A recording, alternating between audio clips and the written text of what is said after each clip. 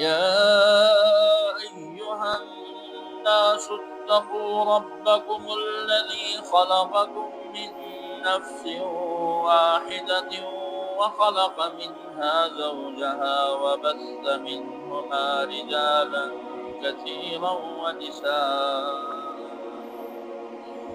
واتقوا الله الذي تساءلون به والأرحام إن الله كان عليكم رقيبا وآتوا اليتامى أموالهم ولا تتبدلوا الخبيث بالطيب ولا تأكلوا أموالهم إلى أموالكم إنه كان حوبا كبيرا وإن خفتم ألا تقسطوا في اليتامى فانكحوا ما طاب لكم من النساء مثنى وثلاث ورباع فإن خفتم ألا تعدلوا فواحدة أو ما ملكت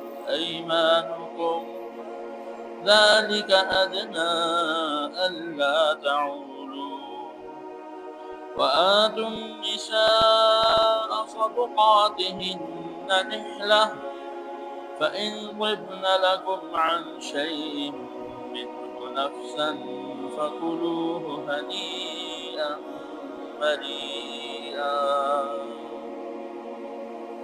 صدق الله العظيم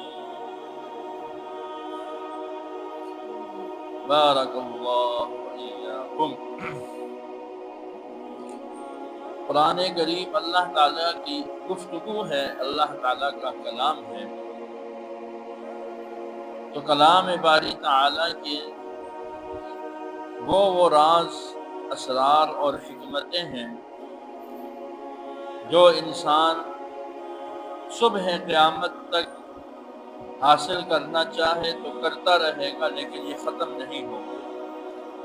حضرت علی رضی اللہ عنہ نے ارشاد فرمایا، لمبی روایت ہے جس میں آپ نے قرآن کریم کے اوصاف بیان کیے ہیں، اس میں یہ بھی ہے لا تنفع عجائبہ، اس کے عجائبات کبھی ختم فنا نہیں ہوں گے، چلتے ہی رہیں گے۔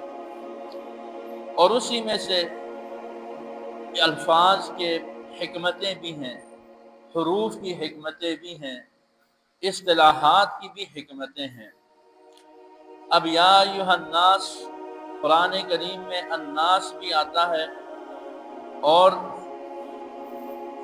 انس بھی آتا ہے اور انسان بھی آتا ہے، ناس بھی، انس بھی اور انسان بھی۔ اگر غور سے دیکھا جائے تو تینوں کا معنی ایک ہی ہے۔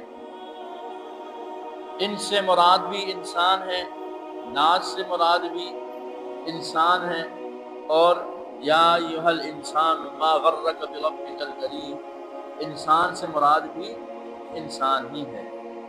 لیکن حقیقت میں قرآن کریم نے تینوں کو الگ الگ معنی کے لیے استعمال کیا ہے، اور بعض جگہ پھر ہر ایک کی اپنی اپنی ایک اضافی حکمت ہے، یعنی ایک الگ معنی ہے۔ مفسر قرآن حضرت عبداللہ ابن عباس رضی اللہ عنہ، جو اس امت کے حبر جنہیں کہا گیا ہے، سب سے بڑا عالم، وہ فرماتے ہیں کہ قرآن کریم میں یا ایھا الناس سے خطاب بعض جگہ پر صرف اہل مکہ کو ہے، وہاں الناس سے مراد صرف کون ہے؟ بعض جگہ صرف اہل مکہ ہیں، اور بعض جگہ ساری کائنات انسانیت ہے۔ اور انس جنات کے ساتھ بولا گیا ہے۔ حفاظ خوب سمجھتے ہیں کہ وہ غور کریں تو انس زیادہ کدھر بولا گیا بھائی؟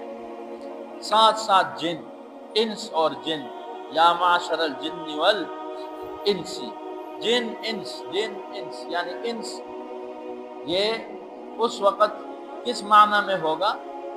اس مخلوق کے معنی میں ہوگا جو کس کے مقابلے میں ہے؟ جو جنات کے مقابلے میں ہے۔ اور یا ایھا الانسان ہو، انسان ابھی عرض کر دیا، کہیں اس سے مراد کون ہے؟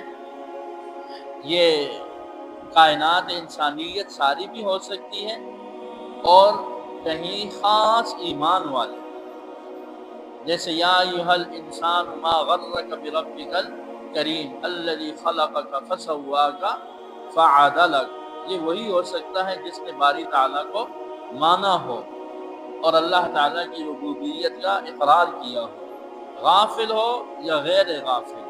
تو بہرحال کہیں کہیں اس سے مراد ساری کائنات انسانیت تو ہے، لیکن بعض جگہ خصوصی معانی بھی ہیں۔ پورے انسان بطور نسل انسانیت ہر فرد مراد ہو، وہ مفسرین کے مطابق پھر والعصر ان الانسان لفی خسر، یہاں ساری کائنات انسانیت مراد ہے۔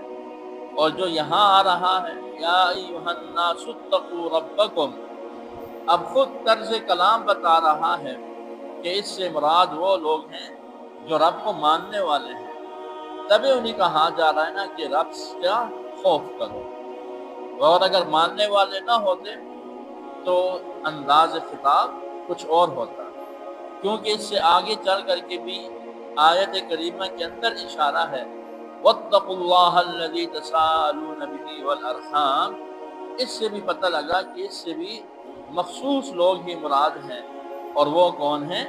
وہ ایمان والے ہیں جو پروردگار عالم کو مانتے ہیں، یعنی خصوصی خطاب پھر ان کو ہو جائے گا اور عمومی خطاب ساری کائنات انسانیت کو ہو جائے گا۔ حاصل کیا ہوا کہ قرآن کریم میں انس، انسان اور ناس یہ ہر جگہ ایک ہی معنی کے لیے ہو یہ ضروری نہیں ہے، ہر جگہ اس کا اپنا الگ الگ اور جدا گانا معنی ہے۔